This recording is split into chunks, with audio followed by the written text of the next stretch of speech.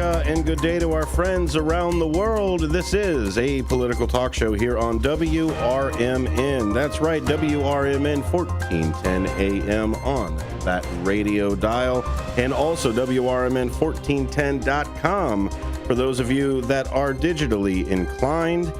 You can always tell your smart speaker to play us as well. Say, hey, smart speaker, whichever one, whatever flavor you've got. Those AIs pretty much all know about WRMN 1410, or listen to us on the TuneIn app.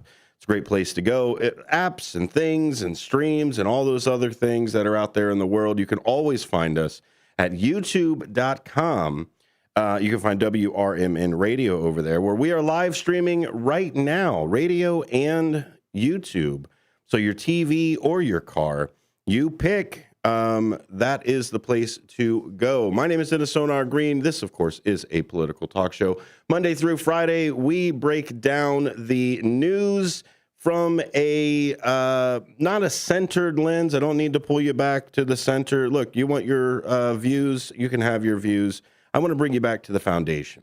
I want to bring you back to the Republic. I want to bring you back to what we've all decided are the rules, and then do whatever you want to after that. But we cannot keep arguing about what the rules are.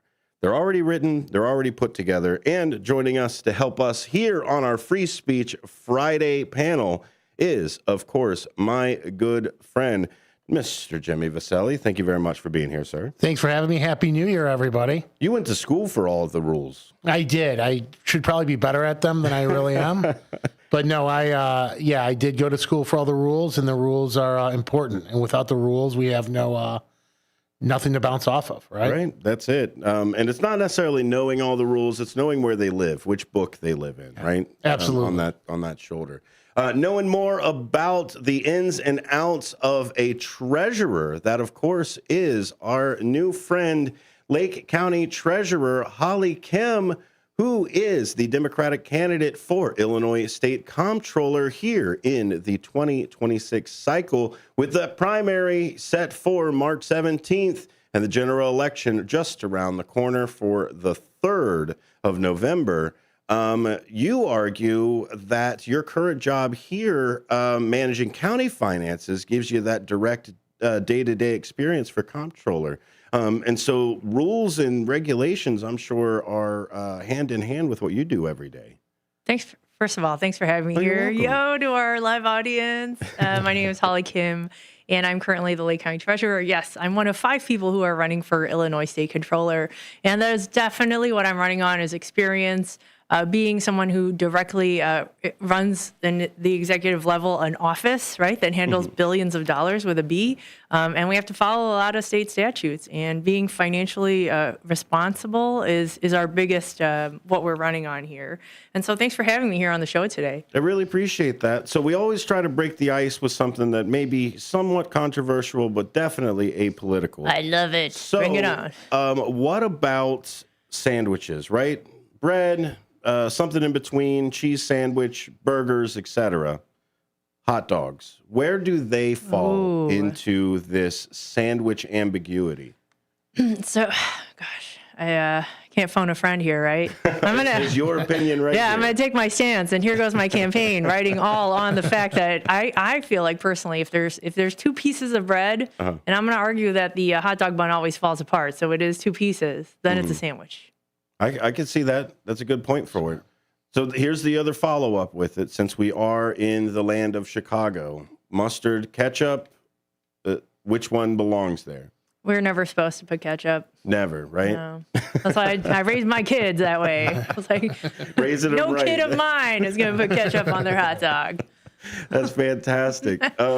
I see your viewpoint, right? Because it's not necessarily about how it comes with it, because it comes almost in like a falafel, or you just make the cut on the top and you put it inside of a bun. Almost every single hot dog I've had has fallen apart into 2 pieces anyway. There you go. So I'm there with you, I think. I spent copious amount of time thinking about this whole sandwich ordeal. Because I think that, especially back in the day of the World's Fair or the Depression era, and if you were working with your hands and your hands were dirty, putting it in the bread was the buffer of keeping your food clean, even though you ate the bread. Yeah. So it's like does it fall under that category? Because if it's to keep your food clean by buffering it with bread, even though your hands are dirty, then I would consider that a sandwich. When I went to Germany for Kielfest, they gave us the big sausages that they have. I mean, the big old smiley face. Think of when a clown's balloon almost. Could have twisted it into a sword later. But essentially, they gave me a bun for it, but it wasn't how like we have here in America where it's mostly bread and you have to find the hot dog. This one was almost like a biscuit, really small, like 2 Ritz crackers. And then the hot dog was just comically hanging out the side, mustard all over it and stuff. So I guess the Germans have figured out that, like, no, you only need the bread, to your point, to hold the vehicle for the actual That's right. ingredients for it. But good points that we've got all around over here.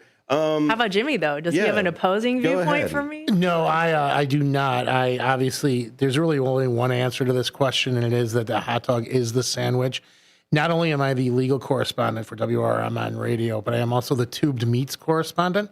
And I was at the Mars Cheese Castle. I hate to say that I went north of the border over the holidays. And if you look on the Mars Cheese Castle sign, it says other sandwiches, hot dogs. So I think our position is the only real position. We like to be open-minded. But I think the only position is hot dog sandwich, hot dog, mustard, ketchup is, if you're over 4 years old and you're putting ketchup on hot dogs or other tubed meats, you should really reevaluate. I'm there with you, but in a yellow mustard stance. Yeah. I think yellow mustard is for children. Oh my gosh. Honestly, I think yellow mustard is for children. I don't want to be the guy that's like, we're going to put an age limit on condiments. But honestly, look at the color of it. It's incredibly bright. It's might as well come out of a Crayola tube. And it is on everything for children. It's like their version of sriracha mayo. Like Maybe half the audience is offended now. The yellow mustard eaters. The Dijon eaters are with you. Yeah, well, Dijon or a honey mustard, right? Like, let's get a little bit fancier in it. We're not in grade school again. I've never disagreed with you more. I think yellow mustard is just the best. I literally put yellow mustard on just about everything. Yeah. I've had yellow mustard and applesauce. It is fantastic. Ew, what? Yellow mustard it's the only thing that makes my Subway sandwich. Shout out to Subway, great sandwich, but it makes it really great. I mean, Subway, any type of sandwich is better with yellow mustard. I'm sorry that we diverge in this. Yeah, normally we agree on everything. See, I'm there with maybe Miracle Whip. I could put Miracle Whip. No. All right, I'm out. Oh my God, we lost it. It was good until then. But there was I'm a mayo gal. An interview with Barack Obama and Michelle Obama, and Barack Obama almost brought up the same point of like, there's so many different more adult mustards out there. Why put yellow? With so many different choices. Well, Michelle, I assume, was a yellow mustard. Yes. Yeah, of course. She's from Chicago. It was President Obama who was like, I don't even want it in the house. Yeah. Well, when we come back, we're going to talk more fiscal responsibility and a few other things. Trust me, it doesn't sound as serious or as dry as it sounds with our new friend, Lake County Treasurer Holly Kim, who is the Democratic candidate for Illinois State Comptroller. Am I pronouncing that right, or is there a whichever way you pronounce it, I'll take it. Yeah. Comptroller in the 2026 cycle. This primary is firing off on March 17th. That's why we've got candidates coming in. And, of course, we've got the general election November 3rd. Stick around. We've got more Apolitical Talk Show coming up after this.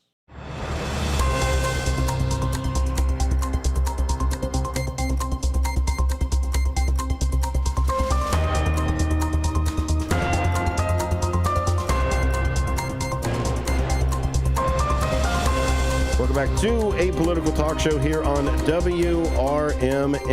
I've got the Free Speech Friday panel for this Friday. Sitting here with me, that of course is our good friend, Mr. James Vasselli. And we've got a new friend here, Lake County Treasurer Holly Kim, candidate for the Illinois Comptroller. Thank you both for being here.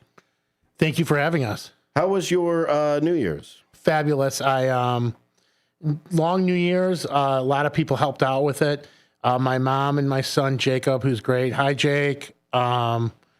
They did something beforehand. Then I spent some time with my lovely wife, Maureen, and Jacob. And then we did a call like we always do. I have one great resolution, and that is training. I'm going to run a half marathon before the end of the year. Wow. I found a tremendous person to help me through this, Natalie Shirley at Lifetime in Oak Brook. She's very confident in ability to get people through that process. And if it's an important thing, she's on Instagram. I guess we're all on Instagram, but she's on Instagram. Shirley Fit with 2 Y's and 2 T's. But if you're really looking to get somebody through that process or keep up with your resolutions, we only have one body, right? And we neglect it, especially people chasing around all the time. Natalie's the best, can't say enough. And 2 more people I'd like to shout out, if that's okay, or 3. Gabby, our law clerk, who put some stuff together for today's show and a later show I think we're going to do. But Gabby allowed me, she finished my project for me, so shouts to Gabby. She's in law school. She does a great job. And then, obviously, I can't close without the 2 best mayors in the area, Mayor Mike, Mayor Mary Kay. Hi, guys. Happy New Year.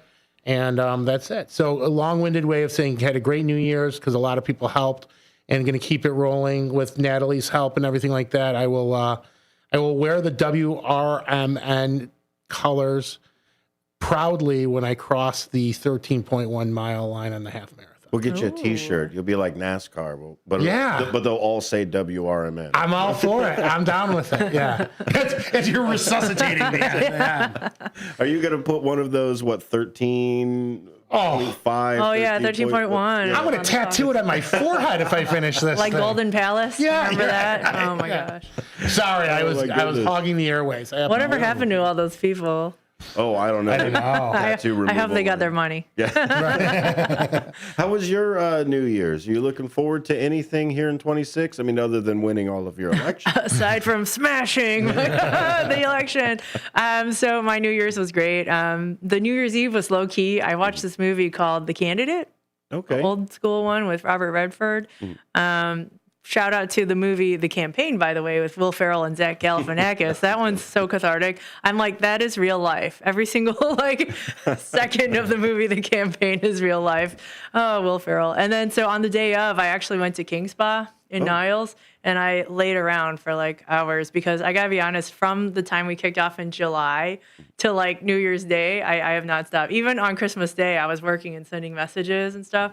So it was a couple hours that I was just laying around doing nothing. So yeah, it was good. Is that the respite that almost everybody has kind of agreed on of hey, let's not even bring up any legal orders, or let's not attack anybody in a campaign. It's almost like before Washington crossed the Delaware, we all decided to just let's take a ceasefire for Christmas for a little bit. Is that kind of been? But it's the morning of New Year's. Yeah. Mm-hmm.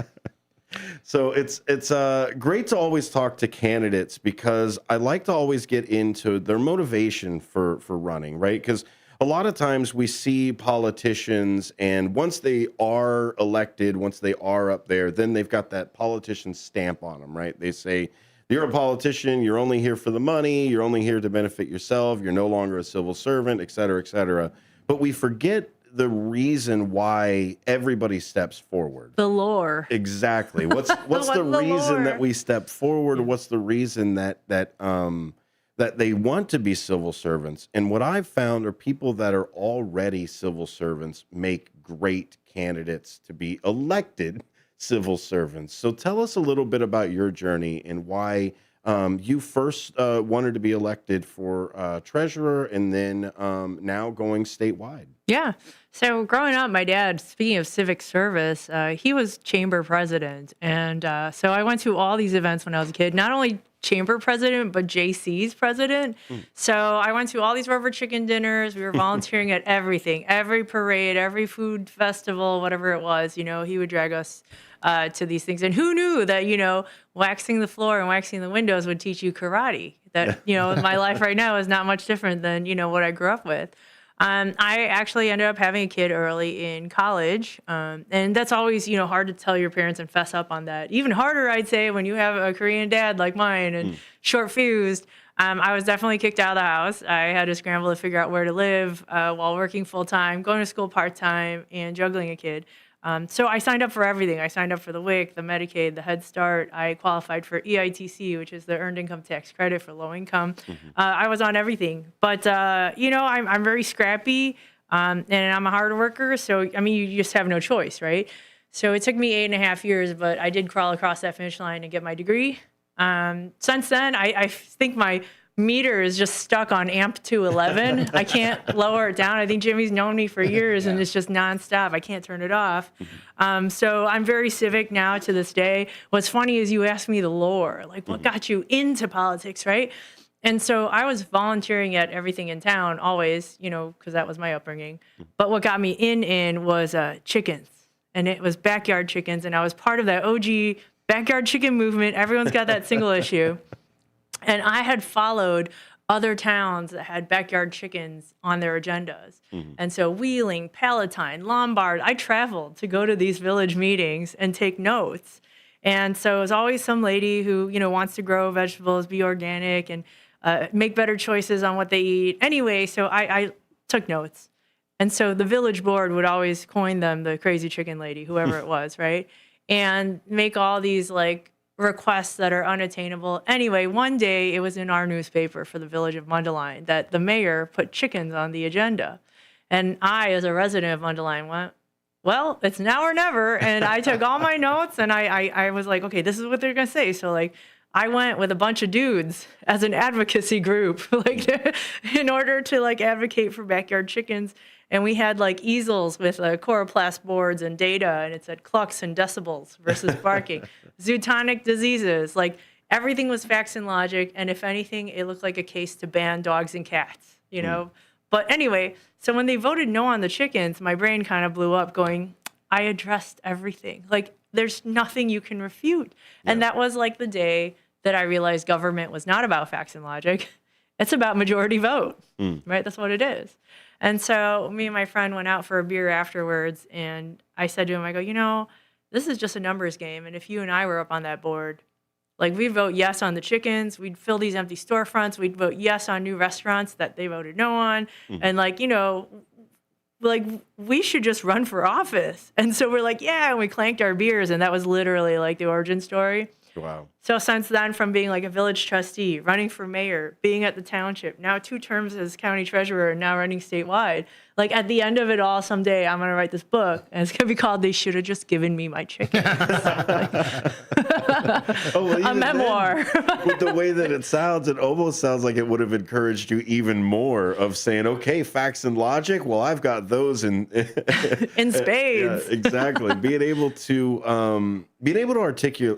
articulate yourself is also part of government. And I think there's a separation between articulation of subjective facts that a lot of people like to live in their feelings, whether it's the good side of it, where somebody might go, oh yes, my grandmother raised chickens and I'll vote yes because of that. Being a comptroller and being treasurer and being trustee, it's a lot of taking the numbers and actually building a reality out of it besides whatever the feeling is. What is it like stretching the resources that people turn around and go, is this really where that dollar comes from? Because what I've heard from some municipalities is they'll get a grant for something like lights or to do a project on a street. And they'll get a grant from either the state or from the national government from it. And then everybody drives past it and goes, well, why are they working on this project right here? And they don't understand that money or that resource comes from different places. Is part of your style to communicate a little bit more with that and bring it down to their level or translate it at least? Yeah, so one of the benefits I come front loaded with is my ability to not only like live stream, make explanation videos, and go on podcasts.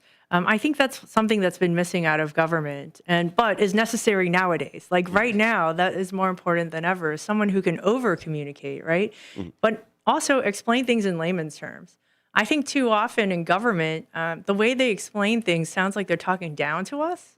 And that hasn't been well received. And people who haven't heard that message really are out in the ether, because if they want to get with the times, they want relatable people who are going to tell them the truth, right? Even if it's uncomfortable, even if they disagree with it, at least being honest provides like elected officials that you could trust. Jimmy, do they make it complicated to gatekeep a little bit? That you almost have to have a translator for some of these ordinances. Thank God. Yeah, there is a certain level of magical language that people have to keep the in the know, right? That's just nature of the beast. And I guess one thing I'll say about my friend over here to my left is she can break it down in a manner that's communicable across the spectrums, across the board, and in a simple manner so people understand where their tax dollars are going and where they're going to. That's what it takes to run for statewide office in this great state of Illinois. Well, Holly Kim's running for state comptroller. She is currently the Lake County treasurer. Stick around. We've got more to discuss with Kim and Vasselli.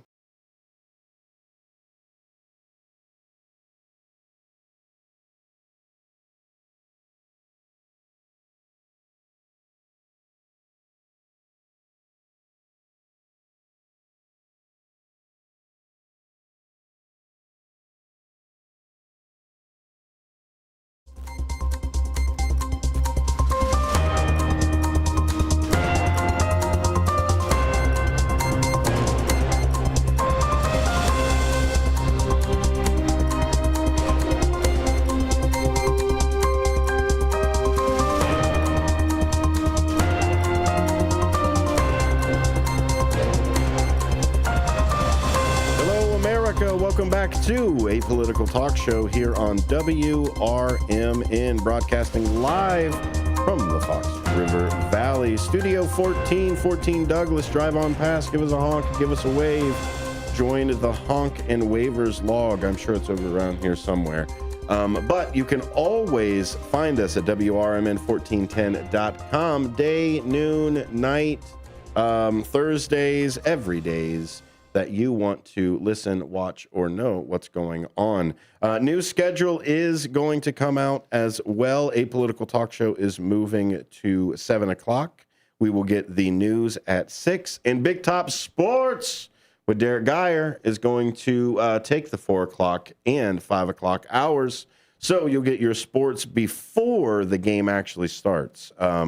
Which I think is the order that it's supposed to be, and get that sports news that's in there. Joining me for Free Speech Friday today is the Lake County Treasurer. That would be Holly Kim. And also, we've got municipal lawyer for Vasselli Law. That would be James Vasselli. Thank you both for being here. Glad to be here. Thank you, sir. So we talked a little bit about on the break a little bit about modernization and just coming into the actual times and kind of meeting the times at this point, right? If we're going to entice disenfranchised voters that usually are on the younger end of things right now, we have to meet them with that messaging. So talk a little bit, if you would, Ms. Kim, about modernization of the communication style, because a lot of times candidates or politicians, they would just put a press release out to the newspaper and then that was it. There's no back and forth. There's no even face-to-face with it. Then maybe you show up on the weekly news side of it, right? We see Lindsey Graham far more than we probably should. But essentially, that's the vehicle there. Talk to me a little bit about the new vehicles of communication that your campaign is using now and what you hope to use in the future when you are elected. Yeah, for sure. So, you know, my background's actually in the tech sector. So I'm a disruptor, as they would call it. And I literally get paid to change how, stop the things that don't work and implement new things that do. And honestly, that's pretty great for government, especially right now. I would say that as village trustee, I taught people not only their rights, how to appeal their assessments so they could save some money in their pocket. And I held all sorts of like workshops, including how to run for office. And one of the village trustees was like, if you teach people this, like they could run against you. and what's funny is I never thought about that until she said it. And I was like, oh, but if they win, like then the better person won, right? Like, don't we want better people in office? And her face was like it was just flabbergasted that I would be teaching anyone how to do these things. And so for me, it's all about that proactive communication. I've always had that relationship with like the general public. Growing up, I grew up on the internet, right? So, everyone's always afraid to like say things online or put their life online, but like that's literally the life I've had. Whether it was living online or having a dad who literally was a public figure. So you always had to watch yourself, Holly, in front of everybody. And so, cut to when we were at the township, we literally took out physically the boardroom, all the wood, and turned it into a food pantry so that you could like better serve the community. And we started engagement tools such as a Google form so that people could give feedback about where there's issues in the town, or if you have feedback that you just want to give to the village. So we started a Google form. But over at the county treasurer's office where I'm at, it's like night and day from when I first got there. It was so old and stodgy. Everything was hand entered. You had bins upon bins of mail, but now it's like Google Office. My staff actually has the ability to work from home 2 days a week because we digitized work. A lot of our communication is online. We have an online ticket system 24 hours a day. You don't have to wait till someone's, on the phone to submit a problem. If you think of something at 3 a.m., you could submit a ticket, and as soon as someone gets in the office, they'll get back to you. And if it's people like me, I see the ticket and I might respond in the middle of the night. There's that too. But like some of the videos that we've done on, first of all, when I got there as county treasurer, there wasn't social media. They didn't have a Facebook. There was only a newsletter, but I followed that newsletter and it was really like behind. For example, when it was changed so the SALT cap was only 10,000 and you could pay early, no one talked about it and no newsletter went out till after the fact. Oh. And so how were people supposed to know that they could pay it early? They only knew because the news was telling them, and so they came pouring in to pay, right? So when I got there, we started not only social media, we opened an official TikTok, we started making those like lighthearted videos, but it gets people to watch them. And once you have them hooked that way, that's when you roll out like the educational stuff with the same flavor, right? So one of our most popular videos is what happens if I don't pay my taxes? And when I'm in the customer service queue on the deadline day, that's the number one question that happens, right? Is what happens if I don't pay? Or some people want to pull out their credit cards to pay. And so that was a separate video that says, if you can't pay on the due date, do not pull out your credit card. Just let it be late, and here's why. I've got this sack full of cash really quick. Can I just give it to you? Can I just, roll it in a paper bag? Write me a receipt real quick. Or IOU. Although funny, oh gosh, you're squirreling me everywhere because we have people who came in and they drew a check and it wasn't real tender, like it was just drawn by hand and it said the amount and we're like, sir, ma'am, we can't take that. That like you clearly drew that yourself, so we don't take that. But the thing about credit cards is like credit cards have a high APR, but by state statute we can only charge 1.5% for the next 30 days when it's late, so like a month. So you have a whole month at 1.5%. That's better than 39 or 48% on your credit card. So if you're going to pay late, just let it go late by statute, the 1.5% per month. So then it became, towards the end of the season, we rolled out the video of like what happens if you don't pay. And I explained how like for X amount of months, there's a 1.5% per statute. The way to like stop that, the timer on that interest is we have to go to tax sale. But by statute, it behooves the tax buyers to go as low as possible on the APR because the lower the rate that they bid, the better the chance to win. So most of them do 0%. And you can't get a 0% loan anywhere. No. So once definitely not a credit card. Yeah, so definitely not a credit card. So once I explain that, it takes the fear out of what happens. It's the unknown, right, for so many people. And then I tell them, look, for the rest of the year, you have whatever percent it went most of the time 0, but sometimes it's like 8 or less, still single digit, but you have the rest of the year to pay, what you owe in your taxes. So if you can't that month, or you can't, like, you still have time. So don't freak out, calm down, like, figure out a plan how you're going to do it. But that takes a lot of the fear out of the way. And I tell them, like, it can't even, be foreclosed upon, or nothing happens like to escalate from that until like 3 years from then, right? So you still have like more time than you think. So yeah, it's just a matter of like explaining to people what the situation is. And a lot of, I think, of that is in life in general, we kind of are afraid of the things we don't really know about. I mean, the reason that we're afraid of the dark is not because that it's dark. We don't know what's in the dark. So once I know what's in the dark, that's what a flashlight lets me do. It sees what may be in that dark. You talk people off the ledge sometimes too, Jimmy. He's the counselor. I mean, we're not. Well, exactly. Is now with we've been a country for 250 years. So laws on top of statutes, on top of ordinance, on top of different municipalities. I mean, what did we say here in Illinois? There are more municipalities than any other state that's out there. So, I mean, it couldn't possibly be on purpose, but where are we at with almost needing counselors instead of elected officials or lawyers? That's a great question. And one of the things that I've been doing over the last couple, I would say, months, was I've been reading books. This is funny, and this is not a setup. I've been reading books on social work as to how to intake questions, how to ask questions better, how to listen better, and how to work with people better. And I think that over-communicating and communicating people in means and modes that they want. There's old media, there's new media, there's social media, there's this, that, and the other. And one of the things that I think I would just say, if I may, the fact that the treasurer and I share is you have to talk to people where they're at. And you have to be able to explain to people in the forum that you want to. You can't let your ego get in the way of explaining something to somebody, right? So I do think we need counselors. I think the idea of listening is a skill that people have forgotten in this country, along with a couple other things. And I think the ability to figure out the best way to approach someone about their problem is something to do. And I will give a shout out to my friend to the left again. And, it's something that she understands. She understands that. That's me. When he says shout out to the, no, the some people are on the radio. Yeah, the ones on the radio. See, really good radio. I'm over communicating. Really good radio.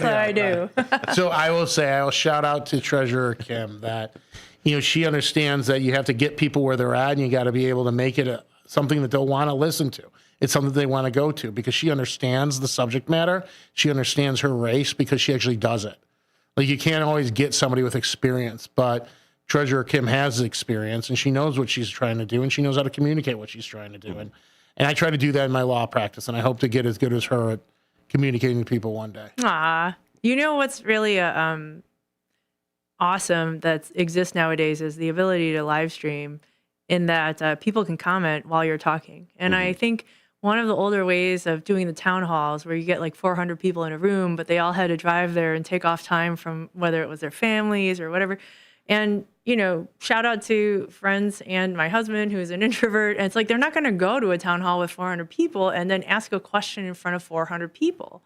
But you live stream, anyone will ask a question right then and there. It's basically you communicating with whoever's on the other side of the screen, and they feel comfortable enough to ask you whatever they want. And I think that's a vast improvement. And I think the learning curve is changing too, because before, when we were in like Web 1 or even early stages of Web 2 before the streaming for everything, it wasn't a click this button, be in the room. It was type in this password, put this thing in, get the invite back to you through your email to make sure that we could verify who you are. Nowadays, I mean, just scrolling through my YouTube feed, I get municipality live streams. I don't know if you guys all do with your You're targeted. Whatever algorithm you guys get, but yeah, I'll get the 7 people watching on a YouTube municipality stream. But a lot of it is back to what you said, Jimmy, is reaching people out where their messaging is. Take away that ego. And Holly, is it more about the empathy for the audience? Because a lot of times, like even when we talk to like our children, a lot of times it's about patience. It's not necessarily about, okay, I got the message out to you. Why are you asking me again? I just gave you the message. It's the message is received when they understand it, not when I said it to you. It's when you internalized it and were able to actually go, that's right. The light bulb, right? I can't give you your homework and said, here's your message, go take it home and go internalize it there.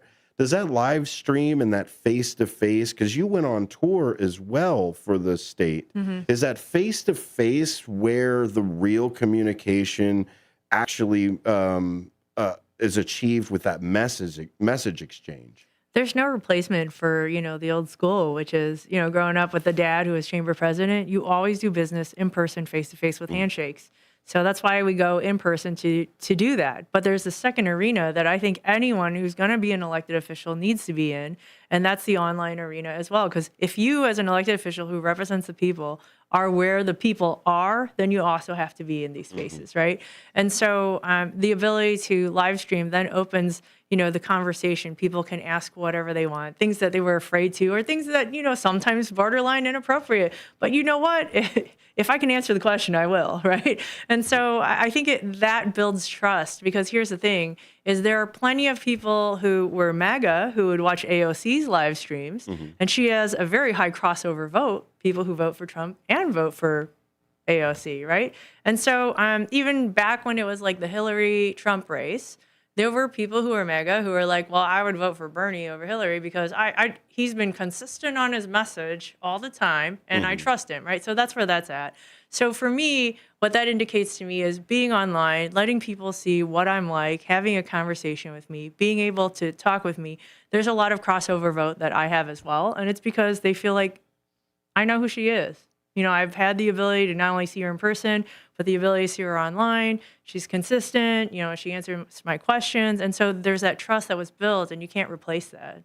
No amount of TV commercials is going to replace, having a human interaction. You're 100% correct. And I think this is something that the Republicans have latched on as far back as even the 50s and 60s with AM radio and talk radio. For even my entire life, talk radio has always had a red shade to it.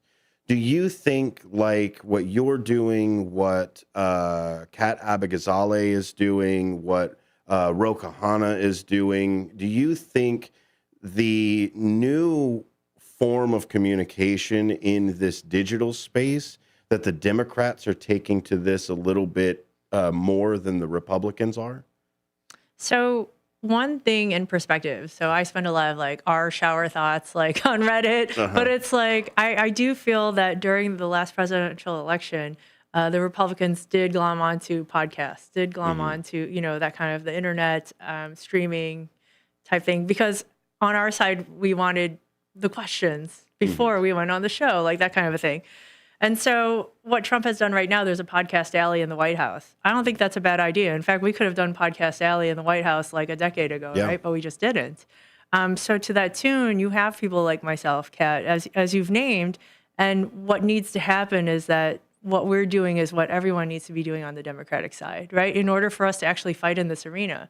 Like I was in charge of the Korean Americans for Harris Midwest. We even did door knocking in Wisconsin, but I can't, as the race was going on, I'm like, oh, they have our playbook. They know our plays, right? We need to adjust our plays.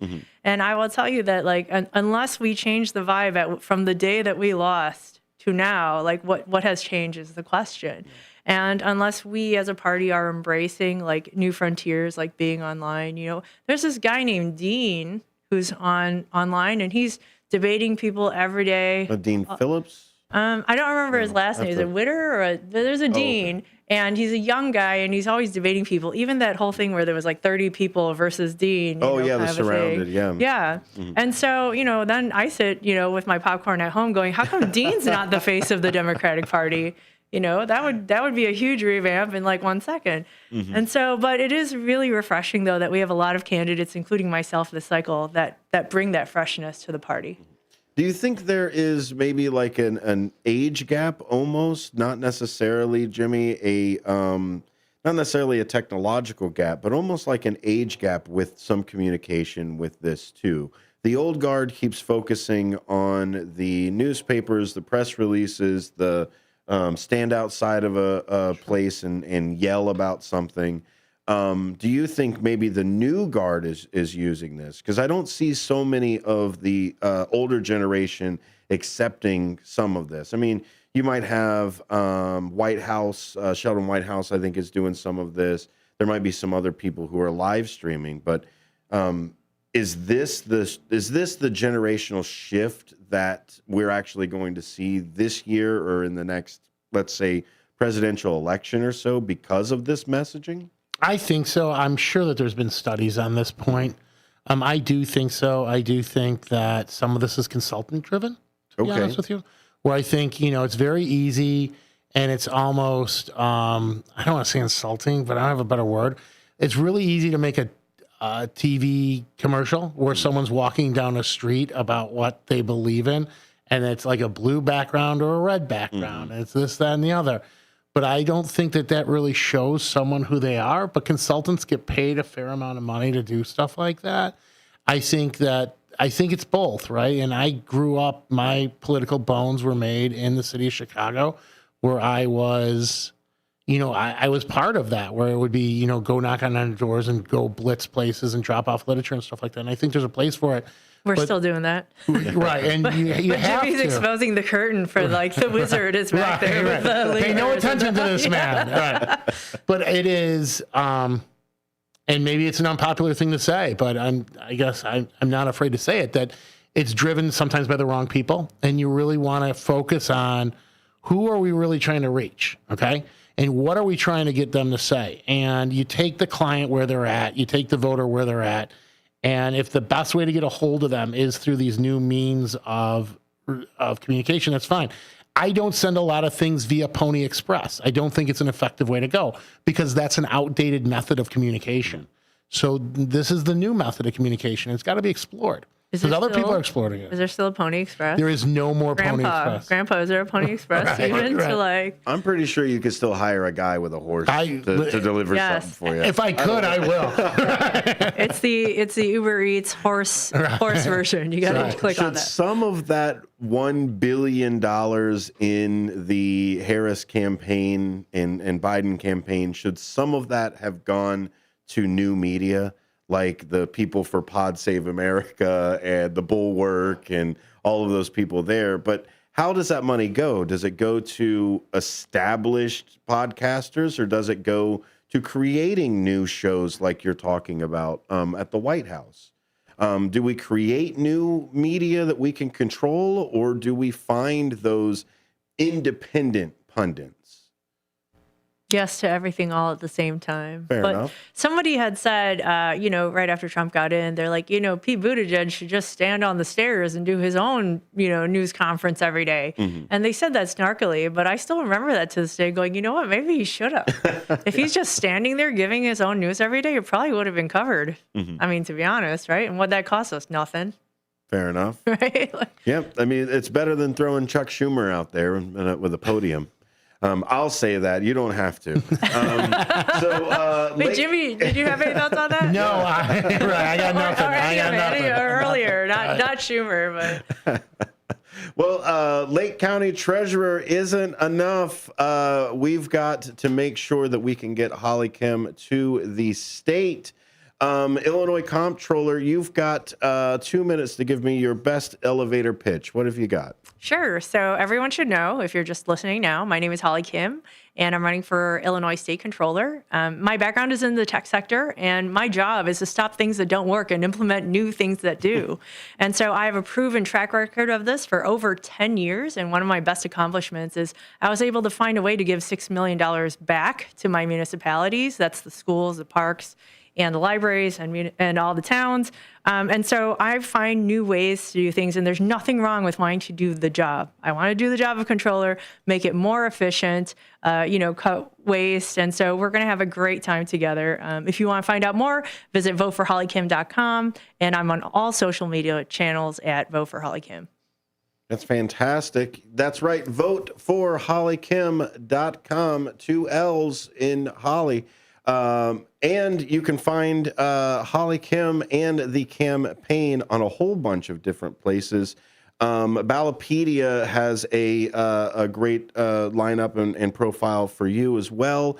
Also, a candidate forum coverage over on Capital News Illinois as well is another great coverage on there. We like to give you our homework and our links for everything, and that's where we went. And yours, go ahead.